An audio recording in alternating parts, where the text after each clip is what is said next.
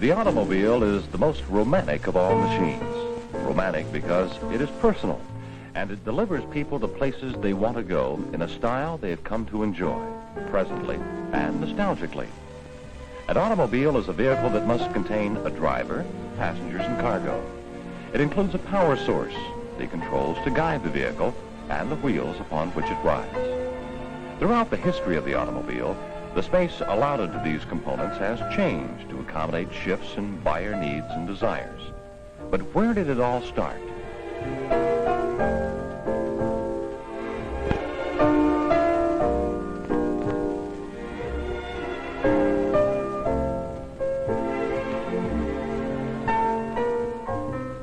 We know that a steam-powered vehicle was developed in France as early as 1769.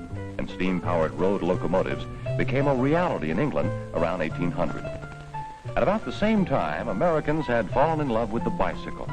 There were all kinds, from bicycles built for 2 or built for 10 to velocipedes with front wheels that went up to 5 feet in diameter.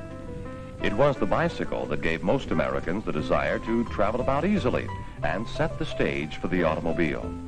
It's not surprising, then, that many of the early auto manufacturers were people from the bicycle industry. The first commercially available automobile was manufactured by Carl Benz and his brother in Germany in 1885. In America, a man named Duryea demonstrated his car in 1893, and the following year, he sold 3 of them. Henry Ford's famous quadricycle, obviously a relative of the bicycle, was built in 1896, and in that same year, Ransom Olds introduced his first gasoline-powered automobile. Contrary to popular belief, neither Olds nor Ford were first with mass production. Duryea produced 13 identical automobiles in Springfield, Massachusetts in 1896.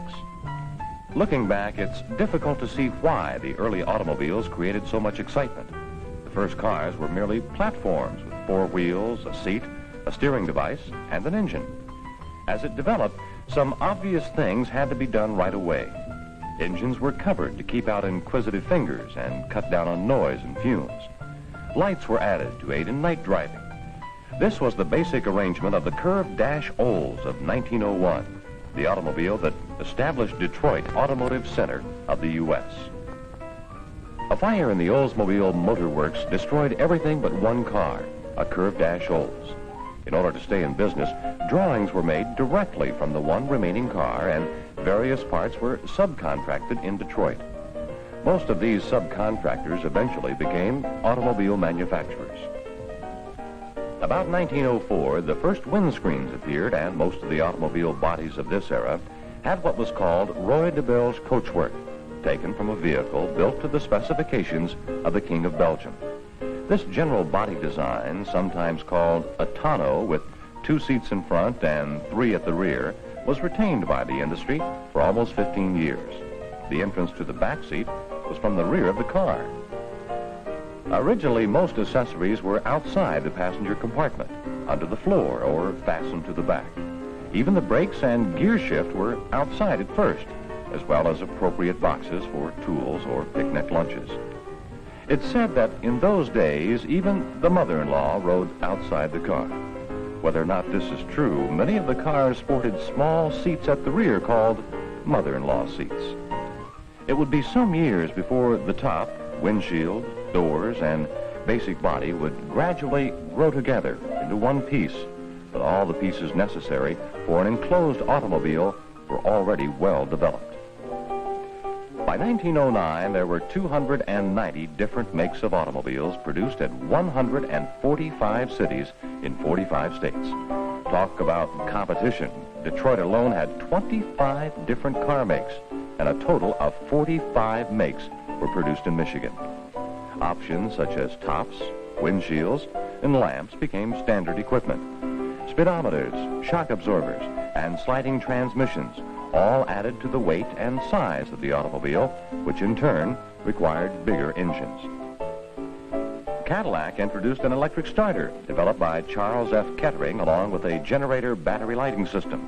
The electric starter made it practical for the first time for a woman to own and drive an automobile.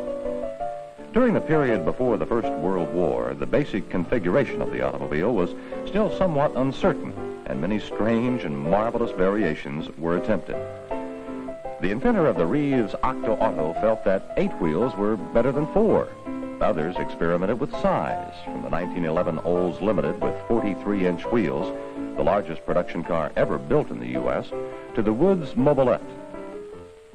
Some tried steam, gasoline, and electricity, and at times even combined them, as in this Woods Gas Electric. This 1915 Saxon illustrates the trend to light cars in this period. Another car, the Gadabout Roadster, offered a wicker body, and the National had an original seating arrangement, 4 armchairs that could be moved on casters in any direction. About the time of the First World War, most automobiles started to settle down to the general mechanical configuration we know in America today. Designers borrowed from the armored cars and other military vehicles that were produced at the time. Straight lines, higher hoods, and steel wheels gave many of the new models a warlike appearance. Following a short, sharp depression in 1920, things got better and better until they reached a climax in the giddy and glamorous days just before the stock market crash of 1929. The Essex was one of the first new low-price closed cars introduced in the 20s, and the Overland offered a unique body style, 3 doors. Another closed car, the 1921 Ford sedan, featured a single door on each side, which allowed driver and passenger to enter either the front or back seats from the center door. As the economy improved, luxury cars began to appear in greater numbers. Duesenberg brought out the first straight 8 and the first 4-wheel hydraulic brakes in the U.S. The Stutz Bearcat was the Playboy's car and one that attracted crowds then, even as now. The General Motors Proving Ground in Milford, Michigan, was completed in 1924. Not one electric or steam car was displayed at the National Automobile Show. Top attractions were cars featuring 4-wheel brakes and balloon tires as standard equipment. At this time, there was one automobile for every 7 people in the U.S. With the increased number of cars came real personal freedom of movement and the much talked about love affair with the motor car. The 25 millionth U.S. motor vehicle was produced in 1925. The new models featured one-piece windshields, mohair upholstery, and crank-type window lips. Synthetic, quick-drying paints that could be sprayed on and baked gave the industry a wide range of high-gloss finishes. For the first time, more closed than open models were sold. General Motors introduced the LaSalle in 1927. It was the first mass-produced car to be styled by a professional designer directly employed by the manufacturer. At the other end of the price range, Henry Ford brought out his Model A, a dramatic change for Ford automobiles. During this decade, the body became a solid enclosure as windshields, roof, and doors grew together to make the cars more sturdy and more reliable. Up to this time, automobiles used very straightforward bodywork, but gradually the corners started to round off and compound curves started to appear on fenders and rear corners of the roof and the headlights. This normal evolution, plus the dramatic luxury cars coming into existence, created a consumer demand for automotive styling. More than ever before, the car expressed status, power, fun, glamour, and freedom.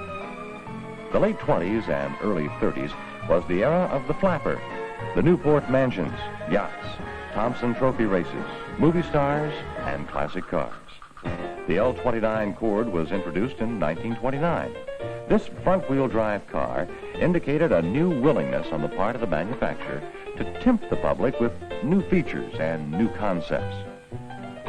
Duesenberg shocked the automotive world by offering a car with fantastic performance, ranging from 265 horsepower in the J model to 320 horsepower in the SJ series. This car had about the same impact that would result from the introduction of a car today with almost 1,000 horsepower. Cadillac's introduction of a V16 in 1930 announced the era of multiple cylinder engines in this country. The 1930 Packard Custom Phaeton, the 1932 KB Lincoln with its V12 engine, and the 1933 Chrysler Imperial LeBaron one of the last Chryslers with a solid front axle, are some of the classics of this period. In Europe, designers were building some memories of their own. The Bugatti Royale is one of the most famous classics, even though less than 10 were sold. This Hispano-Suiza was built to be driven in the 1924 Tegafloro race. The body is made of tulip wood, and the fenders were added after the race. The supercharged Mercedes SSK and the 1931 Rolls-Royce Phantom II convertible sedan are outstanding examples of some of the European cars of this vintage. The luxury car consumer of the 30s placed more emphasis on performance and overall magnificence than ever before.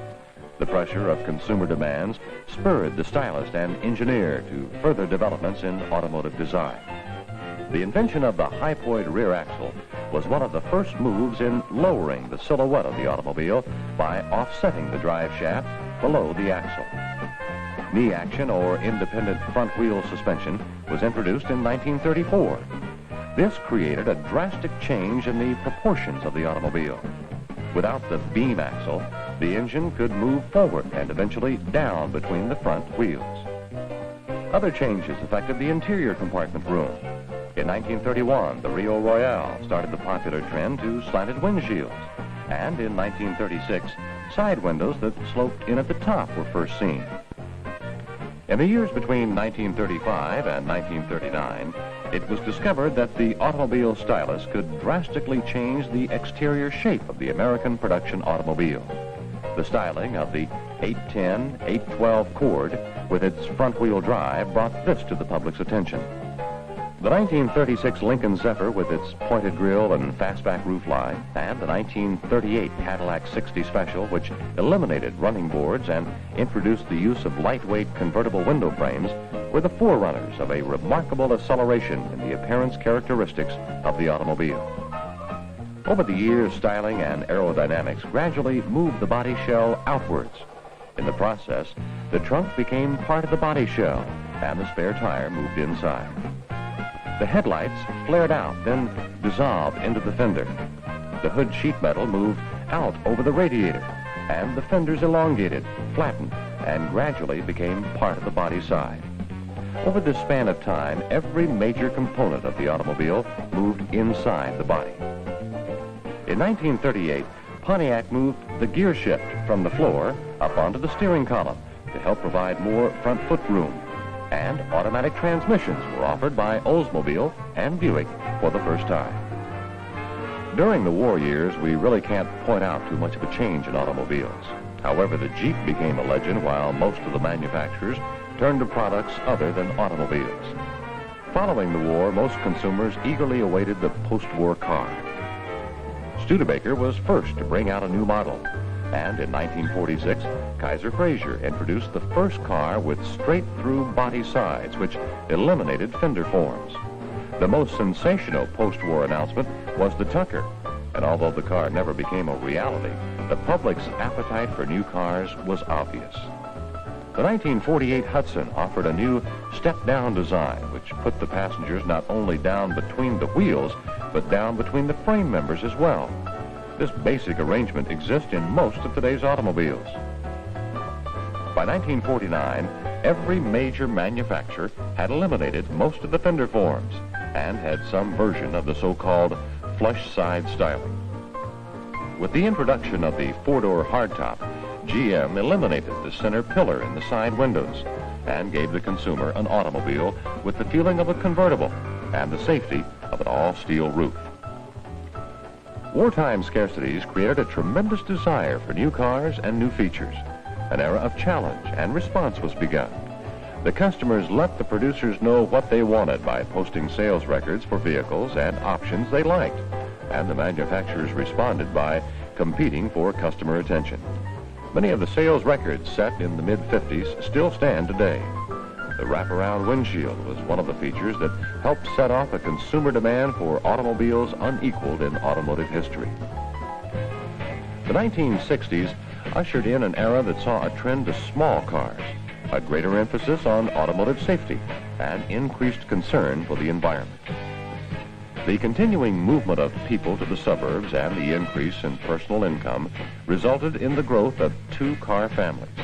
The preference of many consumers for simple, more economical transportation spurred the sales of small imports until they reached a total of almost 1 million in 1968. U.S. manufacturers responded by introducing compacts of their own, and automotive engineers and designers had to find new ways to create more room inside the car. In 1962, Buick moved the engine and transmission forward to reduce the hump in the floor, and the Tempest transaxle moved the transmission to the rear of the car. Curved glass made it possible to create thinner doors and increase shoulder room. Safety features added to cars during this decade included dual braking systems, factory-installed seat belts, amber lights for front turn signals, and energy-absorbing steering columns. In 1963, positive crankcase ventilating systems were installed nationwide on all cars and light trucks, and several years later, exhaust emission control systems became standard equipment on all 1967 makes.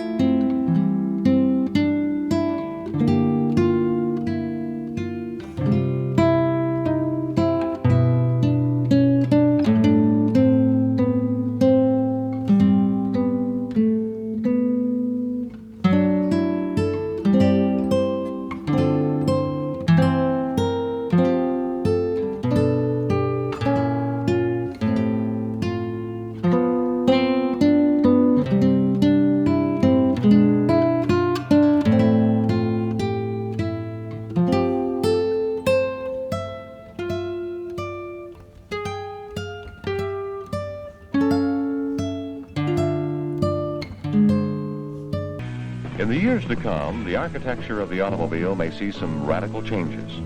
Worldwide increases in the use of energy will continue to make fuel efficiency and the conservation of all our natural resources a primary consideration in car design.